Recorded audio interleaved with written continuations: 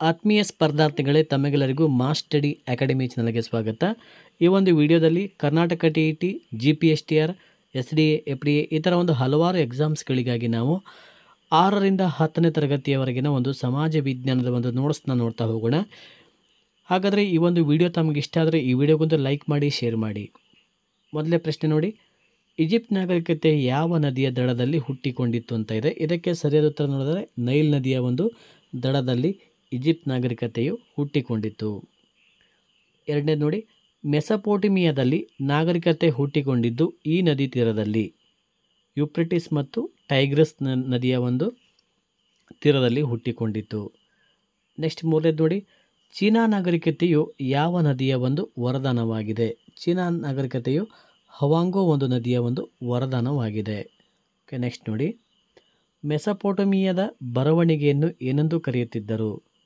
Cuneiform ಎಂದು ಕರೀತಾ ಇದ್ದರು. ಮೆಸಪೋಟಮಿಯಾದ ಒಂದು ಬರವಣಿಗೆಯನ್ನು ಕ್ಯೂನಿಫಾರ್ಮ್ ಎಂದು ಕರೀತಾ ಇದ್ದರು. ಓಕೆ, ನೆಕ್ಸ್ಟ್ ನೋಡಿ, ಹೀರೋಗ್ಲೈಫಿಕ್ಸ್ ಎಂದರೆ ಏನು. ಪವಿತ್ರ ಬರವಣಿಗೆ ಅಂತಂತ ಅರ್ಥ. ಹೀರೋಗ್ಲೈಫಿಕ್ಸ್ ಅಂತಂದರೆ ಪವಿತ್ರ ಬರವಣಿಗೆ ಅಂತಂತೇಳಿ ಕರೀತಾರೆ. ಓಕೆ, ನೆಕ್ಸ್ಟ್ ನೋಡಿ, ಋಗ್ವೇದದಲ್ಲಿ ಪುರೋಹಿತರನ್ನು ಏನೆಂದು ಕರೆಯುತ್ತಿದ್ದರು. ಋಗ್ವೇದದಲ್ಲಿ ಪುರೋಹಿತರನ್ನು ಹೊತ್ತರ್ ಎಂದು ಕರೆಯುತ್ತಿದ್ದರು. ಹೊತ್ತರ್ ಅಂತ ಕರೀತಾ ಇದ್ರು. ಓಕೆ, ನೆಕ್ಸ್ಟ್ ನೋಡಿ, ಚೀನಾದ ಮಹಾಗೋಡೆಯ ಉದ್ದವೆಷ್ಟು. ಸುಮಾರು 500 ಕಿಲೋಮೀಟರ್, 5,000 ಕಿಲೋಮೀಟರ್. ಇದು ಚೀನಾದ ಮಹಾಗೋಡೆಯ ಒಂದು ಉದ್ದವಾಗಿದೆ. 5,000 ಕಿಲೋಮೀಟರ್ ಸರಿಯಾದ ಉತ್ತರ. ಓಕೆ, ನೆಕ್ಸ್ಟ್ ನೋಡಿ, ಚಾಣಕ್ಯನ ಅರ್ಥಶಾಸ್ತ್ರವನ್ನು 1902ರಲ್ಲಿ ಮೈಸೂರಿನ ಓರಿಯೆಂಟಲ್ ಗ್ರಂಥಾಲಯದಲ್ಲಿ ಪತ್ತೆ ಮಾಡಿದವರು ಯಾರು. ಆರ್ ರಾಮಶಾಸ್ತ್ರಿಯವರು. ಓಕೆ, ನೆಕ್ಸ್ಟ್ ನೋಡಿ, ಕಳಿಂಗ ಯುದ್ಧದ ಬಗ್ಗೆ ಯಾವ ಶಾಸನ ತಿಳಿಸುತ್ತದೆ. ಕಳಿಂಗ ಯುದ್ಧದ ಬಗ್ಗೆ 13ನೇ ಬಂಡೆಗಲ್ಲು ಶಾಸನ ತಿಳಿಸುತ್ತದೆ. 13ನೇ ಬಂಡೆಗಲ್ಲು ಶಾಸನ. ನೆಕ್ಸ್ಟ್ ನೋಡಿ, ಅಶೋಕನು ಕರ್ನಾಟಕಕ್ಕೆ ಧರ್ಮ ಪ್ರಚಾರಕ್ಕೆ ಯಾರನ್ನು ಕಳಿಸಿದ್ದನು. ಬನವಾಸಿಗೆ ರಕ್ಷಿತ ಮತ್ತು ಮೈಸೂರಿಗೆ ಮಹಾದೇವ ಅನ್ನುವಂಥವ್ರನ್ನು ಅಶೋಕನು ಧರ್ಮ ಪ್ರಚಾರಕ್ಕೆ ಕಳಿಸಿದ್ದನು. ನೆಕ್ಸ್ಟ್ ನೋಡಿ, 3ನೇ ಬೌದ್ಧ ಸಮ್ಮೇಳನವನ್ನು ಯಾರ ಆಳ್ವಿಕೆಯಲ್ಲಿ ನಡೆಯಿತು. 3ನೇ ಬೌದ್ಧ ಸಮ್ಮೇಳನವು ಸಾಮಾನ್ಯ ಶಕ ಕ್ರಿಸ್ತಪೂರ್ವ 250ರಲ್ಲಿ ಅಶೋಕನ ಒಂದು ಆಳ್ವಿಕೆಯಲ್ಲಿ ನಡೆಯಿತು. ಅಶೋಕನ ಆಳ್ವಿಕೆಯಲ್ಲಿ. ನೆಕ್ಸ್ಟ್ ನೋಡಿ, ಅಶೋಕನ ಶಾಸನವನ್ನು ಮೊದಲು ಓದಿದ್ದು ಯಾರು. James princess. ಓಕೆ, ನೆಕ್ಸ್ಟ್ ನೋಡಿ, ಕರ್ನಾಟಕದ ರಾಯಚೂರಿನ ಬಳಿ ಅಶೋಕನ ಶಾಸನ ಪತ್ತೆ ಮಾಡಿದವರು ಯಾರು. Charles Baden. ಸರಿಯಾದ ಉತ್ತರ ಚಾರ್ಲ್ಸ್ ಬೇಡನ್. ನೆಕ್ಸ್ಟ್ ನೋಡಿ, ಕುಶಾಣ ವಂಶದ ಸ್ಥಾಪಕ ಯಾರು. ಕುಜಲ ಕಡಪಿಸಸ್ ಈತನು ಕುಶಾಣ ವಂಶದ ಸ್ಥಾಪಕನಾಗಿದ್ದಾನೆ. 4ನೇ ಬೌದ್ಧ ಸಮ್ಮೇಳನದ ನೇತೃತ್ವ ಯಾರ ನೇತೃತ್ವದಲ್ಲಿ ನಡೆಯಿತು. ಕನಿಷ್ಕನ ನೇತೃತ್ವದಲ್ಲಿ 4ನೇ ಬೌದ್ಧ ಸಮ್ಮೇಳನ ಕಾಶ್ಮೀರದಲ್ಲಿ ನಡೆಯಿತು. ಓಕೆ, ನೆಕ್ಸ್ಟ್ ನೋಡಿ, ಗುಪ್ತ ಸಾಮ್ರಾಜ್ಯದ ಸ್ಥಾಪಕ ಯಾರು. ಗುಪ್ತ ಸಾಮ್ರಾಜ್ಯದ ಸ್ಥಾಪಕ ಶ್ರೀಗುಪ್ತ. ನೆಕ್ಸ್ಟ್ ಕ್ವಶನ್, ವರ್ಧನ ವಂಶದ ಸ್ಥಾಪಕ ಯಾರು. ವರ್ಧನ ವಂಶದ ಸ್ಥಾಪಕ ಪುಷ್ಯಭೂತಿ. ಕರ್ನಾಟಕದಲ್ಲಿ ದೊರೆತ ಪ್ರಪ್ರಥಮ ಸಂಸ್ಕೃತ ಶಾಸನ ಯಾವುದು. ತಾಳಗುಂದ ಶಾಸನ. ಹಾಗೆ ಕರ್ನಾಟಕದಲ್ಲಿ ದೊರೆತಂಥ ಒಂದು ಕನ್ನಡದ ಮೊದಲ ಶಾಸನ ಎಂದು ಕೇಳಿದಾಗ ಅದು ಹಲ್ಮಿಡಿ ಶಾಸನ. ನೆಕ್ಸ್ಟ್ ನೋಡಿ, ಗಂಗ ವಂಶದ ಸ್ಥಾಪಕ ಯಾರು. ಗಂಗ ವಂಶದ ಸ್ಥಾಪಕ ದಡಿಗ. ನೆಕ್ಸ್ಟ್ ಕ್ವಶನ್, ಇಮ್ಮಡಿ ಪುಲಕೇಶಿಯನ್ನು ಸೋಲಿಸಿದ ಪಲ್ಲವರ ದೊರೆ ಯಾರು. 1ನೇ ನರಸಿಂಹವರ್ಮ. ನೆಕ್ಸ್ಟ್ ನೋಡಿ, ನಳಚಂಪು ರಚನೆ ಮಾಡಿದವರು ಯಾರು. ತ್ರಿವಿಕ್ರಮ. ಎಲ್ಲೋರಾದ ಕೈಲಾಸನಾಥ ದೇವಾಲಯ ನಿರ್ಮಿಸಿದವರು ಯಾರು. 1ನೇಯ ಕೃಷ್ಣ.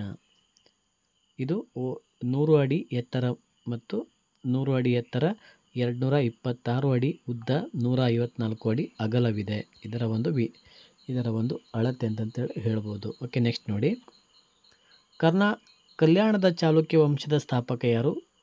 ತೈಲಪನಿಂದ ಇದು ಕಲ್ಯಾಣ ವಂಶದ ಸ್ಥಾಪನೆ ಆಯಿತು. ಓಕೆ, ನೆಕ್ಸ್ಟ್ ನೋಡಿ, 1076ರಲ್ಲಿ ಚಾಲುಕ್ಯ ವಿಕ್ರಮ ಶಕೆಯನ್ನು ಆರಂಭಿಸಿದವನು ಯಾರು. 6ನೇ ವಿಕ್ರಮಾದಿತ್ಯ. ಭಾಳ ಇಂಪಾರ್ಟೆಂಟ್ ಕ್ವಶನು. ಆರನೇ ವಿಕ್ರಮಾದಿತ್ಯ. ಇದನ್ನು ಕೇಳಿದ್ರು ಒಂದ್ಸಲಿ, ಕ್ವಶನ್ ಬಂದಿತ್ತು. ಓಕೆ, ನೆಕ್ಸ್ಟ್ ನೋಡಿ, ಅನುಭವ ಮಂಟಪವನ್ನು ನಿರ್ಮಿಸಿದವರು ಯಾರು? ಅನುಭವ ಮಂಟಪವನ್ನು ನಿರ್ಮಿಸಿದವರು ಅನುಭವ ಮಂಟಪವನ್ನು 1162ರಲ್ಲಿ ಕೂಡಲ ಸಂಗಮದಲ್ಲಿ ಸ್ಥಾಪಿಸಲಾಯಿತು. ಯಾರ ಕಾಲದಲ್ಲಿ ಅರಸನಿಗೆ ಗರುಡ ಎನ್ನುವ ಒಂದು ಅಂಗರಕ್ಷಕ ದಳವಿತ್ತು? ಚೋಳರ ಕಾಲದಲ್ಲಿ. ಗರುಡ ಎನ್ನುವ ಅಂಗರಕ್ಷಕ ದಳದ ವಿಶೇಷತೆ ಏನು? ಅದು ರಾಜನ ಮರಣದ ನಂತರ ಪ್ರಾಣತ್ಯಾಗ ಮಾಡುತ್ತಿತ್ತು. ನೆಕ್ಸ್ಟ್ ನೋಡಿ, ಜೀಸಸ್ 30ನೇ ವಯಸ್ಸಿನಲ್ಲಿ ಯಾರ ಪ್ರಭಾವಕ್ಕೆ ಒಳಗಾದನು? ಜಾನ್ ಬ್ಯಾಪ್ಟಿಸ್ಟನಿಂದ ಪ್ರಭಾವಕ್ಕೆ ಈತನು ಒಳಗಾಗ್ತಾನೆ. ಜೀಸಸನ್ನು ಯಾವ ಬೆಟ್ಟದಲ್ಲಿ ಶಿಲುಬೆಗೆ ಏರಿಸಿದರು? ಗೋಲ್ಗೋಥ ಎಂಬ ಬೆಟ್ಟದಲ್ಲಿ ಜೀಸಸ್ನಿಗೆ ಇದನ್ನು ಏರಿಸ್ತಾರೆ, ಶಿಲುಬೆಗೆ ಏರಿಸ್ತಾರೆ. ಓಕೆ, ನೆಕ್ಸ್ಟ್ ನೋಡಿ, ಯೇಸುವಿನ ಶಿಷ್ಯರನ್ನು ಏನೆಂದು ಕರೆಯುತ್ತಿದ್ದರು? ಅಪೋಸಲ್ಸ್ ಎಂದು ಈ 12 ಶಿಷ್ಯರನ್ನು ಕರೀತಾ ಇದ್ದರು. ಓಕೆ, ನೆಕ್ಸ್ಟ್ ನೋಡಿ, ನೆಕ್ಸ್ಟ್ ಕ್ವಶನ್, ಬೈಬಲ್ನಲ್ಲಿ 2 ಭಾಗಗಳು ಯಾವುವು? ಓಲ್ಡ್ ಟೆಸ್ಟ್ಮೆಂಟ್ ಮತ್ತು ನ್ಯೂ ಟೆಸ್ಟ್ಮೆಂಟ್ ಸರಿಯಾದ ಉತ್ತರ ಆಗ್ತದೆ. ಓಕೆ, ನೆಕ್ಸ್ಟ್ ನೋಡಿ, ಬೈಬಲ್ ಯಾವ ಭಾಷೆಯಲ್ಲಿ ರಚಿತವಾಗಿದೆ? ಹಿಬ್ರು ಭಾಷೆಯಲ್ಲಿತ್ತು. 1ನೇ ಜಾಮ್ಸ್ ಕಾಲದಲ್ಲಿ ಇದು ಇಂಗ್ಲೀಷ್ ಅನುವಾದವಾಯಿತು. ಕುತುಬ್ ಮಿನಾರ್ ನಿರ್ಮಿಸಿದ ದೊರೆ ಯಾರು?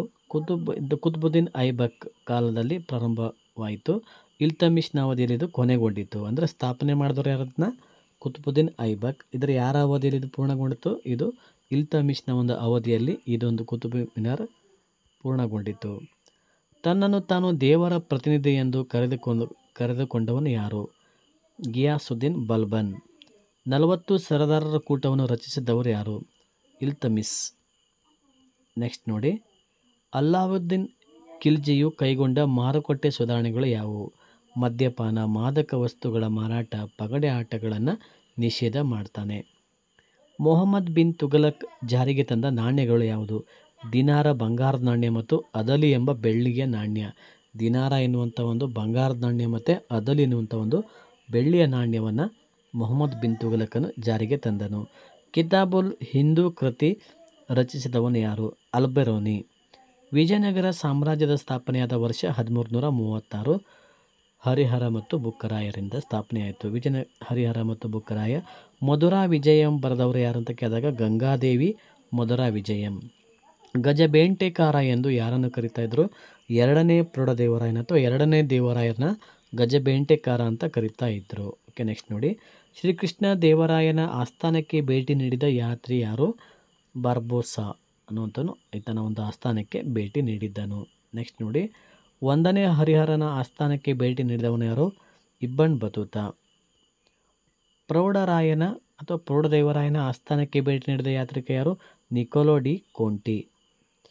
2ನೇ ದೇವರಾಯನ ಆಸ್ಥಾನದಲ್ಲಿದ್ದ ವರದಿಗಾರ್ತಿ ಯಾರು? ಹೊನ್ನಮ್ಮ ವರದಿಗಾರ್ತಿ ಆಗಿದ್ದಳು. ವಿಜಯನಗರದಲ್ಲಿದ್ದ ಖ್ಯಾತ ಕುಸ್ತಿ ಮಹಿಳಾ ಕ್ರೀಡಾಪಟು ಯಾರಂತ ಕೇಳಿದಾಗ ಹರಿಯಕ್ಕ. ನೆಕ್ಸ್ಟ್ ನೋಡಿ, ಮಹಾನವಮಿ ದಿಬ್ಬವನ್ನು ನಿರ್ಮಿಸಿದವರು ಯಾರು? ಕೃಷ್ಣ ದೇವರಾಯ. ಬಹುಮನಿ ಸಾಮ್ರಾಜ್ಯ ಸ್ಥಾಪನೆಯಾಗಿದ್ದು 1347ರಲ್ಲಿ ಬಹುಮನಿ ರಾಜ್ಯ ಸ್ಥಾಪನೆ ಆಯಿತು. ಓಕೆ, ನೆಕ್ಸ್ಟ್ ನೋಡಿ, ಗುಲ್ಬರ್ಗಾದಿಂದ ಬಿಜಾಪುರಕ್ಕೆ ರಾಜಧಾನಿ ವರ್ಗಾಯಿಸಿದವನು ಯಾರು? ಗಿಯಾಸುದ್ದೀನ್ ಅಹಮದ್. ಸ್ನೇಹಿತರೆ, ತಮಗೆ ಈ ಒಂದು ವಿಡಿಯೋ ತಮಗೆ ಇಷ್ಟ ಆಗ್ತಾಯಿದ್ರೆ ಈ ವಿಡಿಯೋಗೊಂದು ಲೈಕ್ ಮಾಡಿ, ಹಾಗೆ ಶೇರ್ ಮಾಡಿ. ಹಾಗೆ ಇದೇ ಥರ ಇನ್ನೂ ಹೆಚ್ಚಿನ ರೀತಿಯ ವೀಡಿಯೋಸ್ಗಳಿಗಾಗಿ ನಮ್ಮ ಮಾಸ್ ಸ್ಟಡಿ ಅಕಾಡೆಮಿ ಚಾನಲ್ಗೆ ಸಬ್ಸ್ಕ್ರೈಬ್ ಆಗಿ. ನೆಕ್ಸ್ಟ್ ನೋಡಿ, ಕಿತಾಬ್ ಎ ನವರಸ ಬರೆದವರು ಯಾರು? ಇದರ ವಿಶೇಷತೆ ಏನು? 2ನೇ ಇಬ್ರಾಹಿಂ ಆದಿಲ್ ಶಾಹನು ಬರೆದನು. ಕಿತಾಬ್ ಎ ನವರಸ್ನಲ್ಲಿ ಗಣೇಶ, ಸರಸ್ವತಿ, ನರಸಿಂಹ ದೇವರ ಒಂದು ಸ್ತುತಿಗಳಿವೆ ಅಂತ ಅರ್ಥ. ಓಕೆ, ನೆಕ್ಸ್ಟ್ ನೋಡಿ, ಬಹುಮನಿ ಸುಲ್ತಾನರು ಮಂತ್ರಿಮಂಡಲಕ್ಕೆ ಏನೆಂದು ಕರೀತಿದ್ದರು?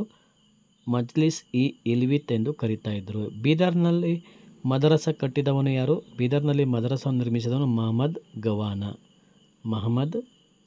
ಓಕೆ, ನೆಕ್ಸ್ಟ್ ನೋಡಿ, ಬಿಜಾಪುರದ ಗೋಲ್ ಗುಂಬಜವನ್ನು ನಿರ್ಮಿಸಿದವರು ಯಾರು? ಮೊಹಮ್ಮದ್ ಆದಿಲ್ ಶಾಹಿ. ದಾಮ್ ಎನ್ನುವಂಥ ಒಂದು ಬೆಳ್ಳಿ ನಾಣ್ಯವನ್ನು ಜಾರಿಗೆ ತಂದವರು ಯಾರು? ಶೇರ್ ಶಹ. ನೆಕ್ಸ್ಟ್ ನೋಡಿ, ಮೊದಲನೇ ಪಾಣಿಪತ್ ಕದನ ಯಾರ ನಡುವೆ ನಡೆಯಿತು? 1526 ಬಾಬರ್ ಮತ್ತು ಸಿಕಂದರ್ ಲೋಧಿಯ ನಡುವೆ ನಡೆಯಿತು. 2ನೇ ಪಾಣಿಪತ್ ಕದನ ಯಾರ ನಡುವೆ ನಡೆಯಿತು? 1550ರಲ್ಲಿ ಹೇಮು ಮತ್ತು ಅಕ್ಬರ್ನ ನಡುವೆ ಎರಡನೇ ಪಾಣಿಪತ್ ಕದನ ನಡೆಯಿತು. ಹಳದಿಘಾಟ್ ಕದನ ಯಾರ ನಡುವೆ ನಡೆಯಿತು? ಹಳದಿಘಾಟ್ ಕದನವು ಯುದ್ಧವು ಅಕ್ಬರ್ ಮತ್ತು ರಾಣಾ ಪ್ರತಾಪ್ ಸಿಂಗ್ ಇವರ ನಡುವೆ ನಡೆಯಿತು. ಓಕೆ, ನೆಕ್ಸ್ಟ್ ನೋಡಿ, ದೀನ್ ಇ ಲಾಹಿ ಧರ್ಮದ ಸ್ಥಾಪಕರು ಯಾರು? ಅಕ್ಬರ್. ನೆಕ್ಸ್ಟ್ ಕ್ವಶನ್, ದೀನ್ ಇ ಲಾಹಿ ಧರ್ಮದ ರೂವಾರಿ ಯಾರಾಗಿದ್ದರು? ಅಬ್ದುಲ್ ಫಜಲ್ ಈತನು ರೂವಾರಿ ಆಗಿದ್ದನು, ಅಬ್ದುಲ್ ಫಜಲ್. ಓಕೆ, ನೆಕ್ಸ್ಟ್ ನೋಡಿ, ಜಿಂದಾ ಫಕೀರ್ ಎಂದು ಯಾರನ್ನು ಕರೀತಾರೆ? ಜಿಂದಾ ಫಕೀರ್ ಎಂದು ಔರಂಗಜೇಬನನ್ನು ಕರೀತಾರೆ, ಜಿಂದಾ ಫಕೀರ್. ಓಕೆ, ನೆಕ್ಸ್ಟ್ ನೋಡಿ, ಯಾರ ಆಸ್ಥಾನದಲ್ಲಿ ಅಷ್ಟಪ್ರಧಾನರು ಇದ್ದರು? ಶಿವಾಜಿಯ ಆಸ್ಥಾನದಲ್ಲಿ ಅಷ್ಟಪ್ರಧಾನರು ಇದ್ದರು, ಶಿವಾಜಿ, ಮರಾಠರ ಶಿವಾಜಿಯ ಆಸ್ಥಾನದಲ್ಲಿ. ಹೈದರ್ ಅಲಿಯನ್ನು ಸೋಲಿಸಿದ ಪೇಶ್ವೆ ಯಾರು? ಒಂದನೇ ಮಾಧವರಾವ್ ಈತನು ಹೈದರ್ ಅಲಿಯನ್ನು ಸೋಲಿಸಿದ ಒಂದು ಮರಾಠ ಪೇಶ್ವೆ ಆಗಿದ್ದಾನೆ. ನೆಕ್ಸ್ಟ್ ನೋಡಿ, ಪುರಂದರದಾಸರ ಪೂರ್ವಾಶ್ರಮದ ಹೆಸರು ಯಾವುದು? ತಿಮ್ಮಪ್ಪ ಅಥವಾ ಸೀನಪ್ಪ ನಾಯಕ. ಕನಕದಾಸರ ಮೂಲ ಹೆಸರೇನು? ತಿಮ್ಮಪ್ಪ, ಮೋಹನ ತಿರುಣಿಗೆ, ನಳಚರಿತೆ, ರಾಮಧನ ಚರಿತೆ, ಹರಿಭಕ್ತಿ ಸಾರ, ಈ ಥರ ಒಂದು ಕೃತಿಗಳನ್ನು ಬರ್ತಾನೆ. ಇವನ ಮೂಲ ಹೆಸರು ತಿಮ್ಮಪ್ಪ ನಾಯಕ. ಮುದ್ರಣಾಲಯವನ್ನು ಯಾರು ರೂಪಿಸಿದರು? 1455ರಲ್ಲಿ ಗುಟೆನ್ಬರ್ಗ್ ಮುದ್ರಣ ಯಂತ್ರವನ್ನು ರೂಪಿಸ್ತಾನೆ. ಪುನರ್ಜೀವನದ ತವರು ಯಾವುದು? ಇಟಲಿ, ಪುನರ್ಜೀವನದ ತವರು ಇಟಲಿ ಅಂತ ಆಗುತ್ತೆ. ಓಕೆ, ನೆಕ್ಸ್ಟ್ ನೋಡಿ, ದೀನ್ ಇಲಾಹಿ ಧರ್ಮದ ರೂವಾರಿ ಯಾರು? ಅಬ್ದುಲ್ ಫಜಲ್. ಜಿಂದಾ ಫಕೀರ್ ಎಂದು ಯಾರನ್ನು ಕರೀತಾರೆ? ಔರಂಗಜೇಬ್. ಹಾಗೆ ಯಾರ ಆಸ್ಥಾನದಲ್ಲಿ? ಶಿವಾಜಿ ಆಸ್ಥಾನದಲ್ಲಿ. ಹೈದರ್ ಅಲಿ ಒಂದನೇ ಮಾಧವರಾವ್. ನೆಕ್ಸ್ಟ್ ನೋಡಿ, ಪುನರ್ಜೀವನದ ಜನಕ ಯಾರು? ಪೆಟ್ರಾರ್ಕ್. ಬಕಾಶಿಯೋ ಬರೆದ ಕೃತಿ ಯಾವುದು? ಡೆಕಾಮೆರಾನ್. ಡಿವೈನ್ ಕಾಮಿಡಿ ಬರೆದವರು ಯಾರು? ಡಾಂಟೆ. ಕ್ಯಾಂಟರ್ಬರಿ ಟೇಲ್ಸ್ ಕೃತಿ ಬರೆದವರು ಯಾರು? ಚಾಸರ್. ನೆಕ್ಸ್ಟ್ ನೋಡಿ, ಯುಟೋಪಿಯಾ ಕೃತಿ ಬರೆದವರು ಥಾಮಸ್ ಮೋರೋ. ಮೈಕಲ್ ಎಂಜೆಲೋನ ಪ್ರಸಿದ್ಧ ಆ್ಯಡಮ್ ಮತ್ತು ಕೊನೆಯ ತೀರ್ಮಾನ.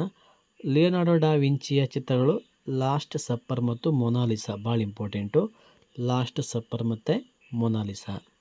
ಬ್ರೆಜಿಲ್ ಕಂಡುಹಿಡಿದವರು ಕಬ್ರಾಲ್. ನೆಕ್ಸ್ಟ್ ನೋಡಿ, ಅಮೇರಿಕಾ ಕಂಡುಹಿಡಿದವರು ಯಾರು? ಅಮೇರಿಕೋ ವೆಸ್ಪುಸಿ ಇಟಲಿಯವನು. ಸ್ಪಿರಿಟ್ ಆಫ್ ಲಾಸ್ ಬರೆದವರು ಮಾಂಟೆಸ್ಕೋ. ಸಾಮಾಜಿಕ ಒಪ್ಪಂದ ಕೃತಿ ಬರೆದವರು ಯಾರು? ರೂಸೋ. ಹಾಗೆ ಯಾರೆಲ್ಲ ಈ ಒಂದು ಕ್ಲಾಸನ್ನು ಕೇಳ್ತಾ ಇದ್ದಾರೆ, ಯಾರಿಗೆಲ್ಲ ಹಾಗೆ ಈ ಒಂದು ಕ್ಲಾಸ್ ಇಷ್ಟ ಆಗ್ತದೆ, ಈ ವಿಡಿಯೋಗೊಂದು ಲೈಕ್ ಮಾಡಿ. ಹಾಗೆ ಇದೇ ಥರ ನಿಮಗೆ ಇನ್ನೂ ಹೆಚ್ಚಿನ ರೀತಿಯ ಕ್ಲಾಸಸ್ಗಳು ಬೇಕಾದಲ್ಲಿ ನಮ್ಮ ಮಾಸ್ಟಡಿ ಅಕಾಡೆಮಿ ಚಾನಲ್ಗೆ ಸಬ್ಸ್ಕ್ರೈಬ್ ಆಗಿ. ಓಕೆ, ನೆಕ್ಸ್ಟ್ ನೋಡಿ, ಫ್ರೆಂಚ್ ಕ್ರಾಂತಿ ನಡೆದಿದ್ದು ಯಾವಾಗ? 1789 ಜುಲೈ 14.